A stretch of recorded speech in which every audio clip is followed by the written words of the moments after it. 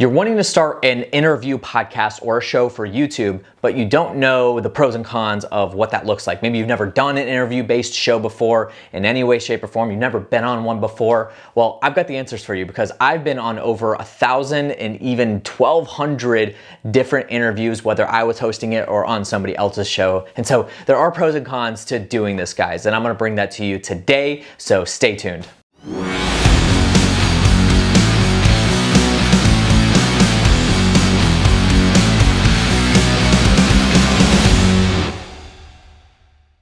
So first off, I want to start off with the pros because there are a lot of really good pros to having interviews on your show or even getting on somebody else's show, right? So I'm going to kind of hit on both of these simultaneously. So if you want to have a separate video for getting on other people's shows and what that looks like and that kind of thing, the process, the benefits, then comment down below, let me know. But today we're going to kind of hit both of them at the same time. Biggest pro number one is collaboration. This is the sole purpose for many people why they have interviews in the first place. I do this for my show. So the REI Marketing Weekly, I bring on relevant, really awesome real estate investors that come on the show, talk about the marketing that they're doing, and then in turn that goes out to an audience, right? Well, the number one reason why I have my show is for collaboration. I am reaching into the audience of those guests because what happens is once that show goes live, I'm tagging them, I'm sending them the assets and saying, hey, please push this out to your audience, send it out to your email list, post it on your Facebook, and share it and show the world that you're on the REI Marketing Weekly, right? And most people will do that. If you bug them about it or send them the right things, set them up for success in that, then they'll actually do that for you, and it brings a lot of attention back your way. And that's a really big benefit for a lot of people because it's a faster way to be able to dip into other audiences on a very quick basis, as opposed to just doing a solo show where it's just you and now you have to do all the marketing yourself, and it's all dependent on you getting out there into the faces of the audience that you're looking to get into. Whereas with collaboration, you can just tag somebody and then you automatically go into their network and people will come back to you because it's relevant content. Another big pro is that you don't have to create the content. This is a kind of a given, but it's the truth, right? So mostly on interviews, it's a very conversation-based show that you're gonna be doing, right? So if you watch my show, the REI Marketing Weekly, when I get somebody on, I literally tell them, before we hit the Zoom record button, I literally tell them, hey, I'm just having a conversation. I'm gonna say, hey, welcome to the show. Here's what we're talking about today, so let's get into it. And then as they're talking, I'll interrupt them, ask questions. We'll go back and forth, hit the ball back and forth, that kind of thing. And that's really how the conversation goes. But at the end of the day, I'm not creating the content. Whereas with this video right here, this YouTube video, I had to come up with the topic, I had to come up with the script, the bullet points of what I'm talking about, and actually deliver it for you. Very structured and strategically. But with the interview, I can literally just tap into the brain of somebody else and just have a conversation with them, just like I normally would if I'm sitting with them at dinner or networking with them at an event or whatever it is, and just record it. That's literally all that's happening. And so that's a really big pro because you don't have to create the content, you don't have to come up with the topics, you don't have to do really anything as opposed to just talking to that other person that you're interviewing at that point. And that can be really easy, and it could be a good way to pull content out of yourself, again, without having to plan that out. Another big pro that can kind of go along with number one in terms of collaboration is it can actually establish you as a thought leader or give you really big credibility and make you kind of the go-to person in that industry just by interviewing other people.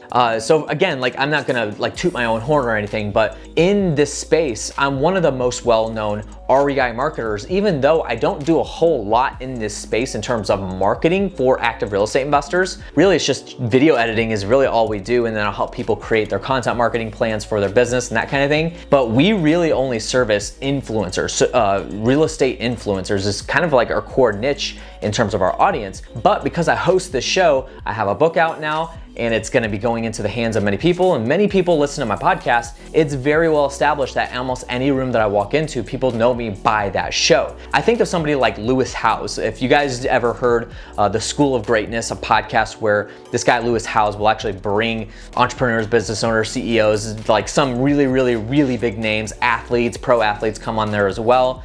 philanthropists, like a lot of awesome people will actually be on the show. And here's the truth, is that if you ever read Lewis Howes' bio, really the only credibility factor, the only thing that he's really known for is hosting this show.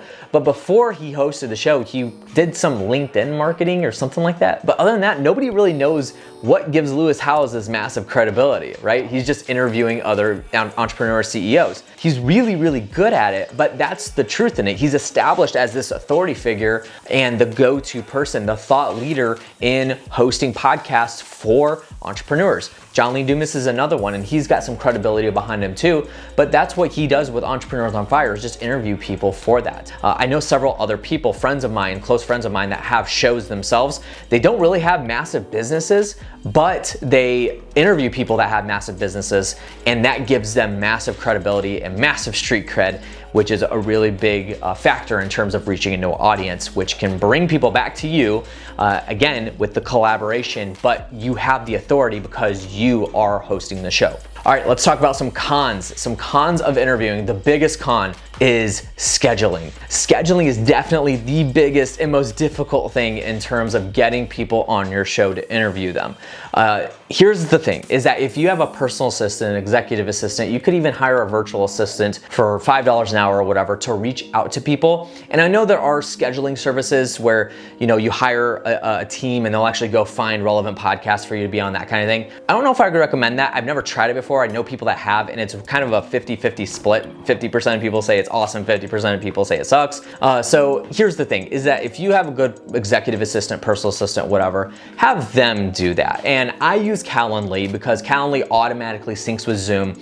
It's great because it syncs with my calendar, syncs with Zoom, and so all I gotta do is send a link to a person. Now, here's the thing. Some people like to go back and forth and say, hey, does Monday at 2 work for you? No, I got Thursday at 3, and people like to do that. Now, here's the thing. Don't break when it comes to that. Make sure that they book with the link, because that is the way that you're gonna stay consistent with getting interviewers on your actual show, interviewees on your actual show. So if somebody tries to go back and forth an email or text to line up a day or time with you, just tell them, hey, please go to this link because this is what I need to do in order to get the Zoom and calendar invite over to you properly, or else it's relying on me and that's not gonna happen. So I use Calendly. I know there's other scheduling services out there that you could use, but that's what I found is the best for me, because I can set up other calendars for other things that I do, like consultations and stuff like that. But that's really, really easy way to get people on the show. Obviously, Zoom is what most people use in terms of recording podcasts over the air and with other people. And that's why I like it so much, because it syncs with Calendly. And kind of the last con that I have, it almost goes along with number one, is the content creation. So once you get somebody on the show, awesome, you are now off to the races. It's gonna happen, you're good to go. So kind of the last con that goes very much in alignment with number one is if you don't get people scheduled, then you're gonna lack content. So this is absolutely a given, but it's something that a lot of people don't think about, where they'll forget that they have to schedule these interviews. So they'll get ready, they'll be excited about getting their podcast going, and then they'll schedule like 20 interviews for the first month, and all of a sudden they forget to schedule more interviews, and then the first month's over, and now they've used all their episodes, and now they have nothing to go out. And so don't do that. Make sure you're staying consistent with keeping people scheduled. Typically what I would say is double up your schedule. So if you do one episode a week, that's 4 a month, schedule 8 interviews for the month, and then you'll have enough for the following month, and so on. And then eventually you're just gonna get this massive library built up. So typically I like to stay a full month ahead in terms of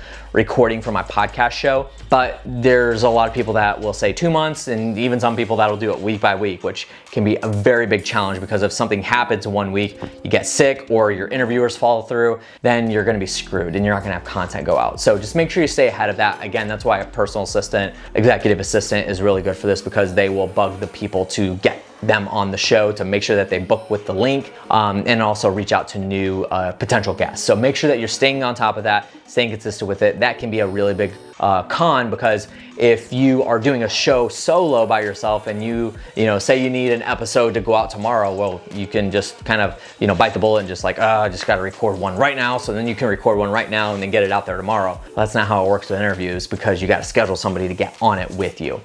So that can be a big challenge. Make sure you're staying consistent with scheduling. So that's what I got for you guys today. Hopefully that helped and brought you some value in terms of like figuring out what the pros and cons are for interviews. Make sure that you do take these in consideration. I think interviews are absolutely incredible. They're great. You don't have to create content. You can dip into other people's audiences, and it's really, really effective. So if you guys got value out of this, make sure you give the video a big thumbs up. Subscribe to the channel if you haven't already, and make sure you check out all the links down in the description below in order to connect with me. Thank you for watching, and I'll catch you on the next one. See you later.